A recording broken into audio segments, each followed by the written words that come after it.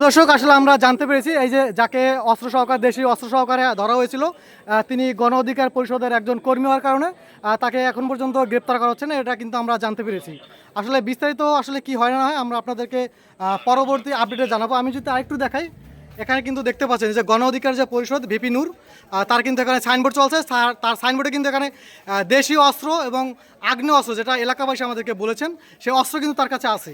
আমি যদি আবার একটু দেখাচ্ছি, এই যে গণ অধিকার পরিষদ যে ভিপি নূর, তার কিন্তু এখানে সাইনবোর্ড ব্যবহার করছেন এবং তিনি সংসদ আসনে কিন্তু তিনি ছিলেন ব্রাহ্মণবাড়িয়া 6 আসনের। আসলে আমরা যতটুকু জানতে পেরেছি এবং এলাকাবাসী বলেছেন তার কাছে আগ্নেয় অস্ত্র আছে, তার কাছে ধারালো দেশীয় অস্ত্র এবং হকি স্টিক পাওয়ার পরও তাকে এখন পর্যন্ত আটক করা হয়নি।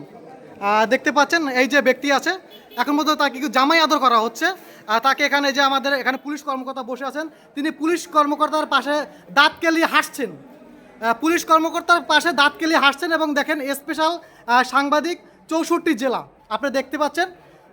এটা আসলে প্রশাসনের আসলে কি, প্রশাসনের পদক্ষেপ কি, আমরা আসলে থানা পুলিশ এবং প্রশাসন যারা রয়েছেন তাদের দৃষ্টি আকর্ষণ করছি পরবর্তী পদক্ষেপ কী হবেন। এখানে আমরা দেখেছি আশুলিয়া থানা যিনি ওসি রয়েছেন, তদন্ত অফিসার রয়েছেন, তারা কিন্তু এখানে এসেছেন।